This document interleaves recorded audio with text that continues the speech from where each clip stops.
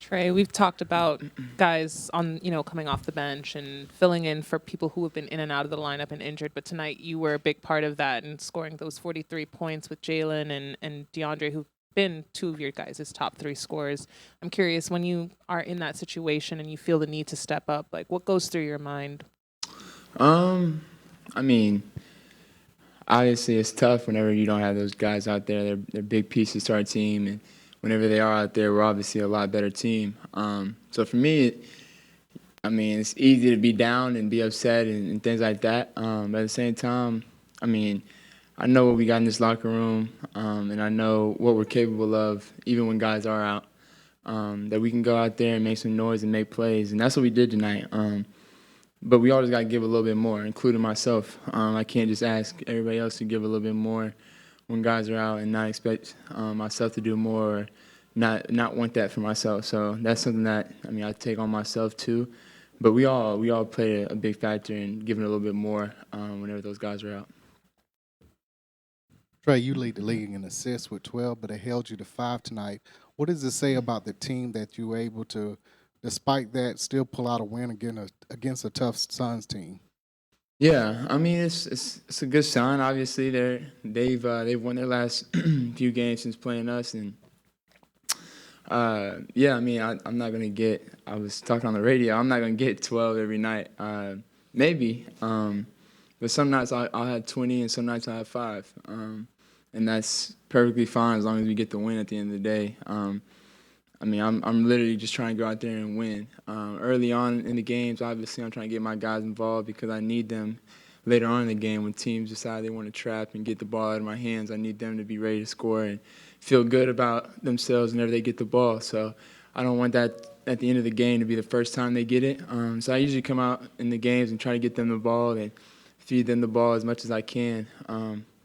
And I even think tonight we had some opportunities. Guys just missed layups and floaters around the rim. I had 5. I probably could have had more, but I really don't care. I'm just glad we won, and that's the goal at the end of the day. I know you were questionable with an illness going into this one, but obviously season high, I think 43 points didn't seem to affect you too much. What was kind of the extent of that and obviously overcoming it? Yeah, I think, sometimes not feeling well and getting a little bit more rest can help. So yeah, just getting a little bit more rest and ready to play. We had a game that didn't happen a few days ago, so we had a little bit more fresh legs. And I wasn't feeling really well yesterday and still this morning, but I was able to get some more rest being in the bed all day. And so maybe that helped a little bit, but I don't think that's a key to success for sure. 2020 night for O tonight. What did you kind of see that fueled that success for him? I think just his energy. Like, he was playing with a whole bunch of energy around the rim.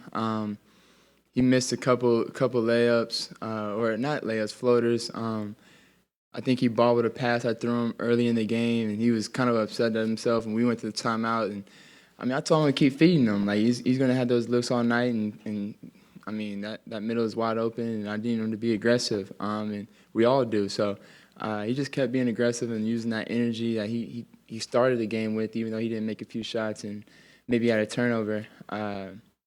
He just stuck with it and just kept playing aggressive, and that's what we need from him for sure. Trae, not to pick on him, but Bradley Beal, in the first half, Garrison set kind of like a ghost screen, and Bradley Beal kind of shifted off of you and gave you space for that deep 3. And then in the second half, he still kind of gave you space and you hit another deep 3. Just wondering, what do you think when you see guys kind of give you space or kind of switch off of you? It's something that obviously I look at when I'm out there on the court. I want to see what the defenders are doing. This year obviously my shooting is a little bit down.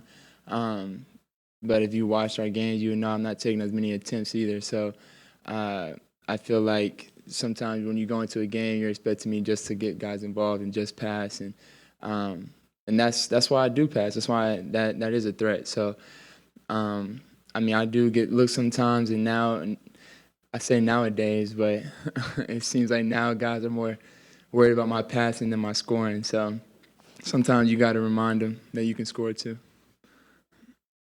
I saw you in Athens the other night with your maroon Sooners shirt on. Mm-hmm. I know you don't get a chance to see Oklahoma too often during NBA season. Was that a kind of a pick-me-up, rejuvenating thing for you to have a chance to Yeah, see Oklahoma? Also, do you have a relationship with Jeremiah Fears? yeah, I do. Yeah, it was good being able to go to watch my old team play.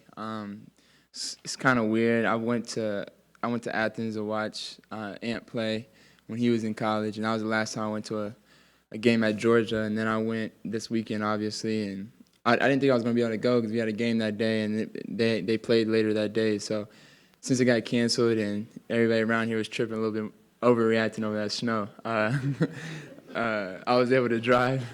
I was able to drive out to Athens and get there and watch them play. So it was good.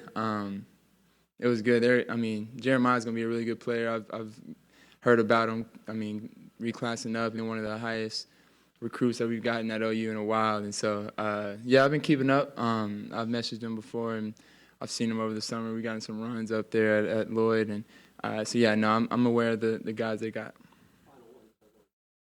You mentioned guys giving a little bit more tonight with feet. He guarded Kevin Durant pretty well, especially in that second half. How have you seen him grow more confidence throughout this season, especially with the extended minutes he's getting now with so many people out?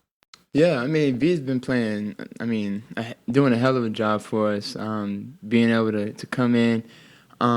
It's kind of crazy. As much as y'all think he's being aggressive, I feel like he can be more aggressive. And I tell him that. I think he turned down a layup and threw it out to Bogey tonight. And those are some that, I mean, when your shot's not going, you can get easy ones. I feel like the easy ones are free throws and layups. So anytime you can get easy ones, you want to take those all day. And I feel like there's times V's a little bit too unselfish and can be a little bit more aggressive. But when he's out there with me, I always am begging him to be more aggressive and be aggressive for us because we need him to do that for us while he's out, and especially with other guys out. So he's been helping us a lot. Gotcha.